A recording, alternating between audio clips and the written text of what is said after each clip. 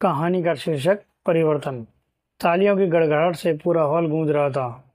वजह थी कॉलेज के सेमिनार हॉल में स्टेट लेवल पर 12वीं की परीक्षा में प्रथम स्थान प्राप्त करने वाले विद्यार्थी को पुरस्कृत करने का। और भी विभिन्न संकाय के बच्चे उपस्थित थे जिनको अपने अपने विषय में पुरस्कार प्राप्त हुआ था। उनके माता पिता भी थे। सिर्फ सोनिया ही ऐसी थी जिसके माता और पिता दोनों हम ही थे, उसके दादू। सोनिया को आज पुरस्कार लेते देख दादू की आंखों से आंसू छलक पड़े। 1 मिनट के लिए वे अपने अतीत के पन्नों को पलटने लगी। सोनिया अपने माता पिता की इकलौती बेटी थी। बहुत प्रयास के बावजूद भी अंबिका और अमर का दूसरा बाबू नहीं हो पाया था, इसलिए सोनिया उनकी कमजोरी बन गई थी। वह जो कहती सही हो तो भी और गलत हो तो भी सारी बातें अमर उसकी पूरी करता था, जिस वजह से वह बिल्कुल जिद्दी स्वभाव की दिनों दिन होती जा रही थी।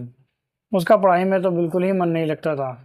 मुझे हमेशा इसकी चिंता होती थी, कुछ पढ़ लिख ले तो एक अपनी अलग पहचान बनाएगी। आजकल लड़का क्या लड़की क्या दोनों पढ़ते हैं, दोनों बड़ी बड़ी ऊंचाइयों पर पहुंचकर अपना परचम लहरा रहे हैं। कुछ बन जाती हैं तो मुझे भी बहुत खुशी होती। इसी वजह से मैं उसे एकांत में समझाता, लेकिन वह नहीं समझती, क्योंकि माँ बाप का समर्थन जो था उसको 1 नंबर की मुंहफट होते जा रही थी दिनों दिन।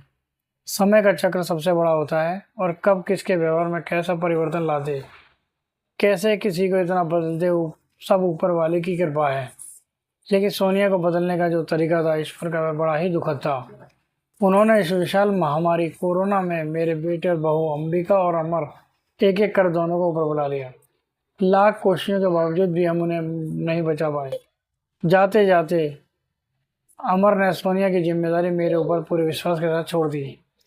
मैं नम आंखों से उसे विदा तो कर दिया, लेकिन खुद से एक वचन लिया, मैं सोनिया को पढ़ा लिखा कर बहुत ऊंचे पद पर पहुंचाऊंगा।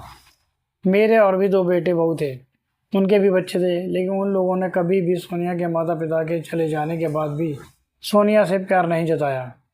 लेकिन मैं वचनबद्ध था, अपने अंतिम सांस तक मैं इसके व्यवहार में परिवर्तन करूँगा और इसे अपने पैरों पर खड़ा करूँगा।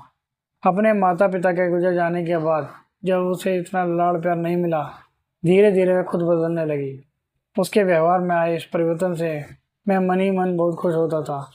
मैं हर संभव कोशिश करता था कि मैं इतना लाड़ नहीं जताऊं जिससे फिर से पहले जैसी हो जाए। दिल में बहुत प्यार था, लेकिन ऊपर से मैं हमेशा बहुत ही सख्त बना रहा था। यह जरूरी भी था उसके लिए, मेरा सख्त बने रहना। मैं उसको किसी चीज़ की कमी होने नहीं देता था। जो ज़रूरत की चीज़ें थी वह मैं पूरा करने की पूरी कोशिश करता था।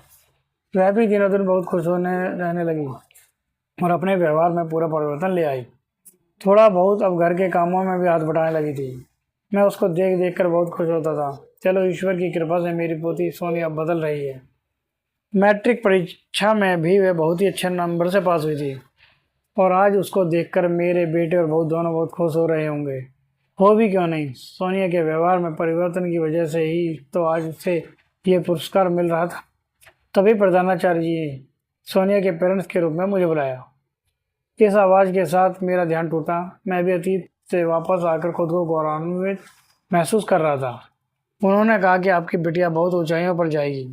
मैं कुछ बोलता उससे पहले प्रधानाचार्य जी ने माइक थामते हुए कहा, आगे सोनिया की अच्छी परवरिश की वजह से इसके दादू हैं। माता पिता दोनों का फर्ज अदा करते हुए उन्होंने सोनिया को इस योग्य बनाया है कि वह कभी भी भविष्य में खुद के बदौलत अपनी एक पहचान बना सकती है।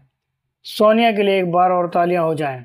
और सोनिया के दादू उसमें आए इस परिवर्तन को देख भूले नहीं समा रहे थे। घर आकर सोनिया को गले लगाते हुए बेटे बहू की तस्वीर को देखते हैं और कहते हैं कि मैंने अपना वचन धीरे धीरे पूरा करने की और हर संभव कदम बढ़ा रहा हूँ। दोस्तों, मैं आशा करता हूँ कि आपको ये कहानी पसंद आई होगी। कमेंट करके बताइए ये कहानी आपको कैसी लगी और हमारे चैनल को लाइक एंड सब्सक्राइब करें और बेल आइकन दबाना ना भूलें। धन्यवाद।